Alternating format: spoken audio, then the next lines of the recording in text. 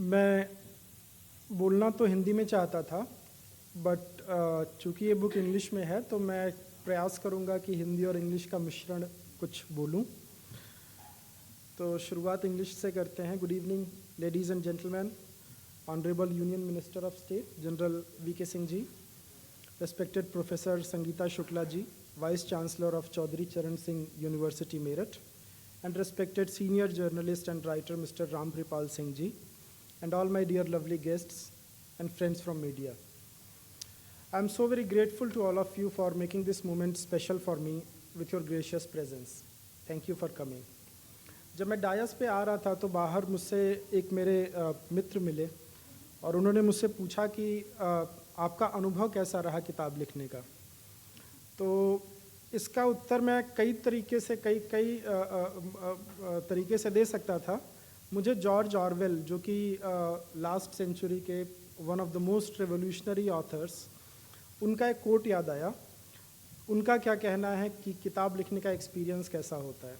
And I quote him, he says, writing a book is a horrible exhausting struggle, like a long bout with some painful illness.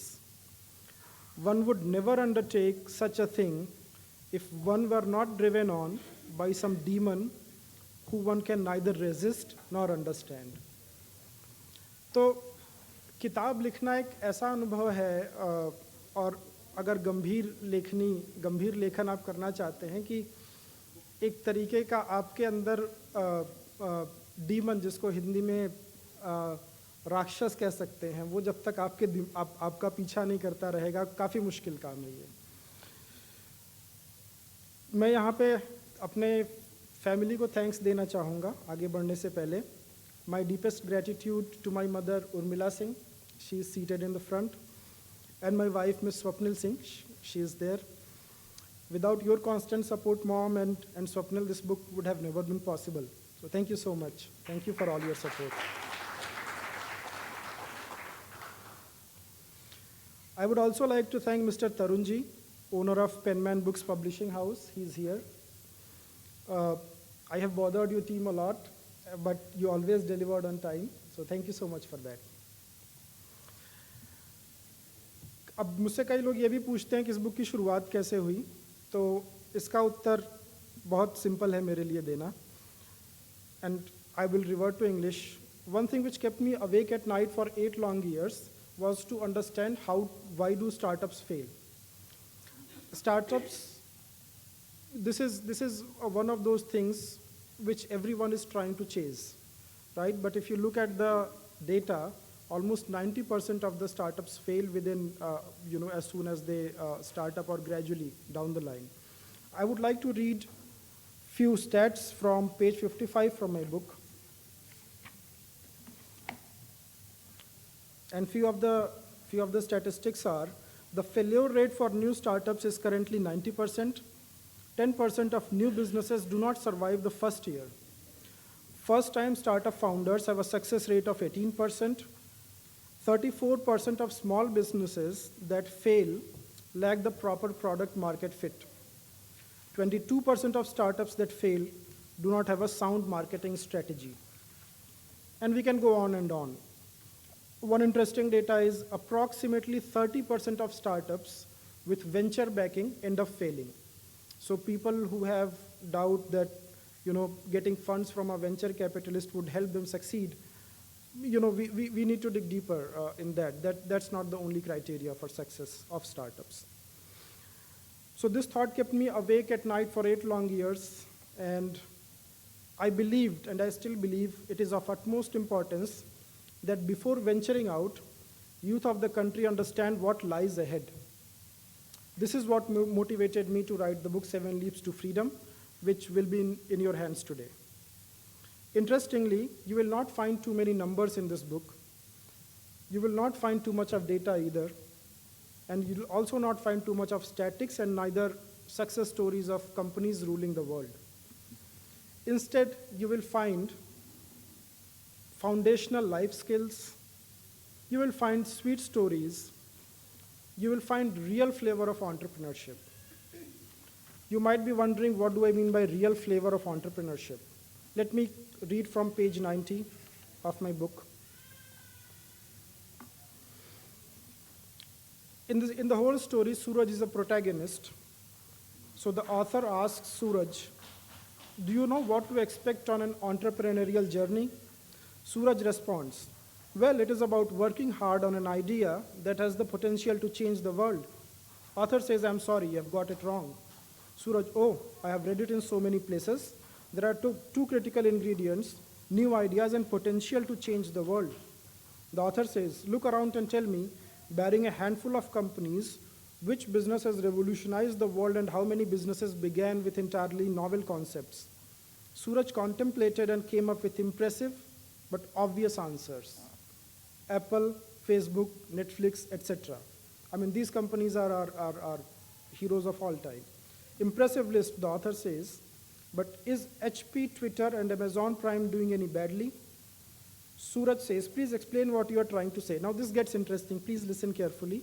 I would request you to.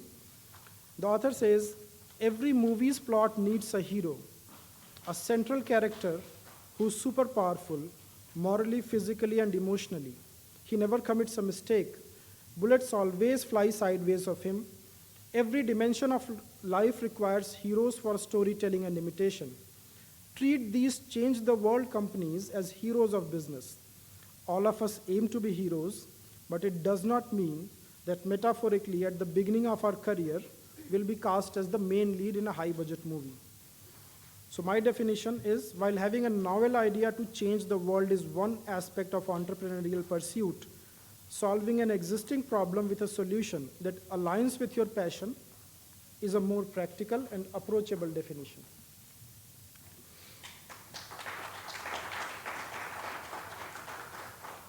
So this book talks about how entrepreneurship is not about $1 billion valuation, unicorns, and private jets.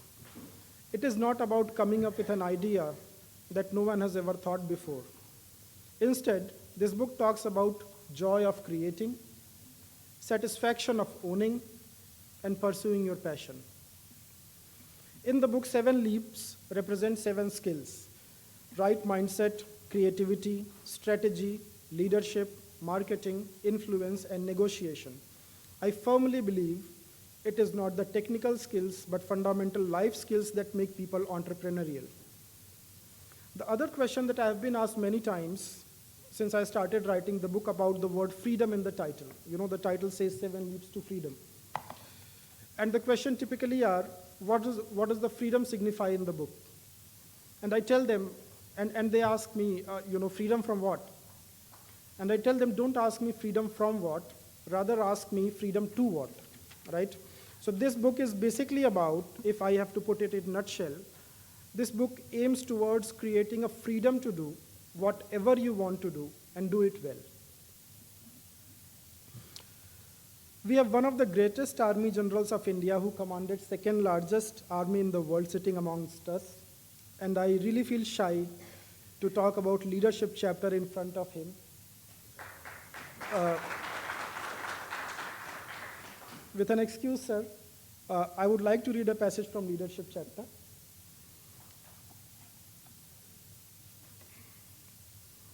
The author asks Suraj, how do you define leadership? Suraj says, it is on page 138. The Suraj says, for me, leadership is about a mental state.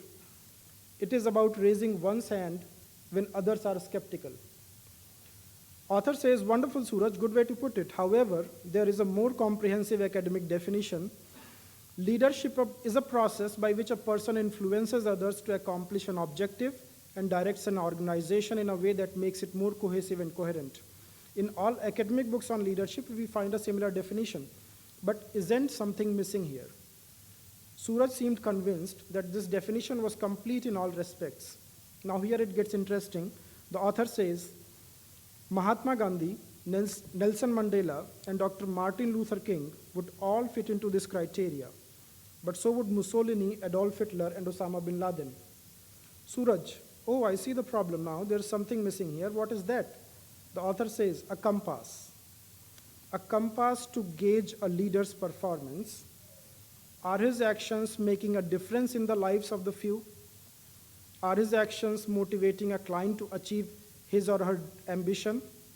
Is the leader instilling motivation in the workforce? Are his actions encouraging others to challenge the status quo? According to the author, this is the compass and real definition of leadership. I also get one question asked time and again, which I've tried to answer in this book. People at the age of 35 or 40 ask me, they have already gotten too old, what do they do now? For such suspecting ones, there is an analysis done by MIT professors after studying 2.7 million startups. So they studied 27 lakh startup companies and came up with a data which I think we all should hear. I'll just read few lines, 4 lines from here. A 50-year-old startup founder is 2.2 times more likely to establish a successful startup than a 30-year-old. Now this is really eye-opening. A 40-year-old startup founder is 2.1 times more likely to establish a successful startup than a 25-year-old. And the real eye-opener is a 60-year-old startup founder, is 3 times as likely to establish a successful startup as a 30-year-old startup founder, and is 1.7 times as likely to launch a startup that winds up in the top 0.1% of all companies. So when we say, when someone reaches 60 years, they typically think that they are done. But if we look at the data, they are the most successful entrepreneurs.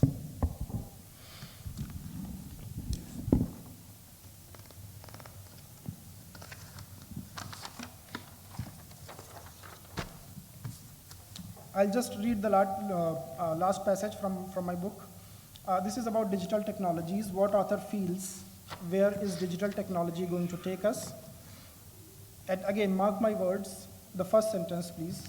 The author says, "Be rest assured that the coolest stuff of all has not been invented yet." So if we think that ChatGPT is the real big idea and there are going to be no more innovations, I mean, that's the extreme. We are wrong there. So coolest stuff of all is yet to be invented. In my view, in author's view, artificial intelligence would change everything. There is nothing as consequential as a dumb thing made smarter. In fact, take anything and put an AI into it and you have a new viable business idea. Sometimes people, roughly ask me, just give me a quick business idea. I tell them, take any dumb thing which doesn't have a mind and put artificial intelligence into it. Most likely it will be a viable business idea. Now my parting thought would be, a book is more than what appears on the surface. Hence I would expect readers to not only read, but also read between the lines. All the principles and thoughts discussed in the book applies not only to startup founders alone, but entrepreneurial employees as well. And I end the book and my address with my philosophy of business, and that is, goal of an ideal startup should be to generate profits, but keeping larger good of humanity in mind, working towards upliftment of society and downtrodden. I hope that all of you and many more readers will find this book to be immensely useful. I'll consider myself to have done good if I see that at least few people's lives are impacted by the knowledge shared in the book. Thank you so much.